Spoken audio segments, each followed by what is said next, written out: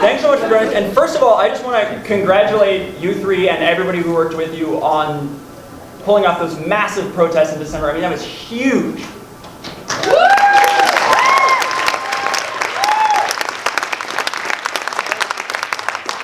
That was a huge deal for Princeton. So I just want to ask, first of all, what the process was for organizing those following the Ferguson decision. So it was pretty organic. So the night of the Ferguson decision, a bunch of students held a town hall, and then that same night they decided to hold a protest, but at the same time there was another group of students who were in a Facebook chat of about 20 students who were also like, let's do a protest. And so we didn't really know that there were two groups planning at the same time and organizing. So we all met up at the Women's Center, both brought signs and paint and markers. And we decided that the message for the night would be Black Lives Matter, and that we would go marching up and down Prospect Street. And it started off in front of Frisk with about 30 of us, and by the end of the night, there were about 600. And the two groups met up? Yeah, quite naturally, at the Women's Center. Oh, okay. Cool. And then how did that expand into the walkout the next day? Yeah, so the walkout happened after Thanksgiving break. Oh, okay. And no, it's fine. So from that when did it came after the, you said, it came one day after something though? Didn't you say you were organizing it super quick? Or am I just making that up? Sort of. So what happened, so we organized the walkout right after Thanksgiving break. And it was quick because, we only had the week that we had come back from break to kind of put everything together because we weren't in the same space, right? So we were using the same Facebook group to talk with people and get ideas. And we ended up holding a town hall the week after we came back from break, and told people that something would be in the mix and kind of gave some vague ideas, but we didn't want to let the entire campus community know exactly what was coming, but that something was coming. And we created a listserv of people from the entire campus community. And they came later in that week and helped us place these posters underneath most of the dormitory doors that gave details for the walkout. And the next day, I think between 400 and 600 people showed up outside of Frisk with the same theme of Black Lives Matter.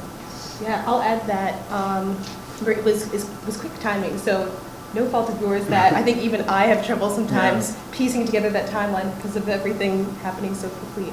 But I believe it was that Tuesday after Thanksgiving break that most schools nationwide organized walkouts. And actually it was a conscious decision by our group to reserve our walkout for Thursday to give Princeton more time to process everything that happened after coming back. So I think a lot of our organizing has been tailoring work for Princeton's local campus issues and climate. So one thing that people talk about Princeton's climate in this sense is that people don't often look outside the bubble, and that we're kind of inactive and there's a lot of campus apathy. Did you guys feel that when you were organizing?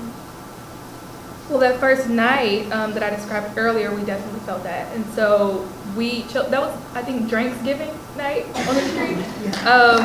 And so we were pretty deliberate about having it on Prospect Street. And so there were folks who were going out, and some people just decided to go about their business and go to the street. And some people decided that they didn't want to go party anymore and that they wanted to join the protest. So we got different responses from people.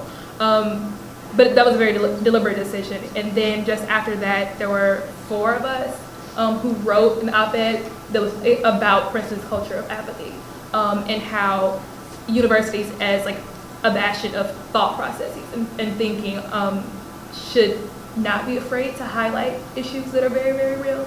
And so we tried to bring that awareness together. I think it was the exact opposite though, at least in my experience for the walkout, in that our messaging around the walkout was kind of to shy away from the culture of apathy that is on campus and more or less revive the tradition of protest that is in Princeton's history. And so I think it was one of the most powerful moments I've had as a student, right, to see not just 600 black people and 600 people of color, but 600 people from across races in this one space. I think it was one of the most beautiful and powerful moments that I've had. So in that moment, it gave me hope that protest hasn't died on this campus. Yeah, I mean, Princeton does have somewhat of a culture of apathy, but at the same time, when people ask me about it, I usually say, you know what, I don't think that's true anymore. Especially with some of the things we're doing and some of our peers at Divest, at Greening Princeton, that so many groups are doing here to revive that spirit. It makes me really proud to say that actually Princeton is politically active. I'm thinking back to my freshman year 3 years ago, where the Black Student Union was something that met once a semester, maybe. Really wasn't an active group. And now it's something that has a huge presence that I feel super connected to these days. The fact that PLA is here now for the 2 years, Princeton Latinos y Amigos, that all of these things I think are evidence of an awakening on campus that's taken place in the last few years. And I think that our efforts are building on that and contributing to it. So the organizing of the initial focus and the walkout, was that through an existing student group like the Black Students Union, or was that something else? No, so it was definitely just the two groups that formed that night. And so now there are about 24 of us, and we're really just an organic group of people who all identify as Black, and that's across the diaspora, and are just angry and hopeful and hardworking about making change on this campus. So no, we're not an Otis recognized group, and we want to stay that way.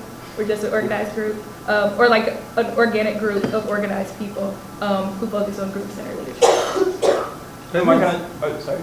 But I think that's like almost like the beauty of it, right? Is that like we aren't a structured group because a lot of our efforts aren't always political, right? Like I think one of the reasons why I like the group of, like we call ourselves the Black Justice League, but like one of the reasons why I like this group, right, is that because it's not just politically active, like there's also this social and like communal aspect to it. And so for me, like it's one of the best spaces that I have is like an outlet as a Black person on campus, right, where I can go and like be. There's no need to like validate myself, validate my experiences. I can go laugh, cry with like these great people that like just get it with me.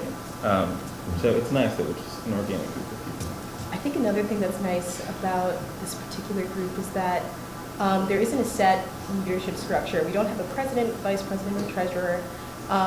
It's people rather than I think step in and step out, which is something that I really enjoy because we're all busy students, just like everybody else, and there are times when it's a place where it's okay to say I can contribute now, but next week I'm going to go focus on this guys, and somebody else will take their place. So it's a place where I think like the friendships and the leadership network that's at the base of it, the organizational structure is also organic, and that's made it, I think, keep the friend aspect at the core of it.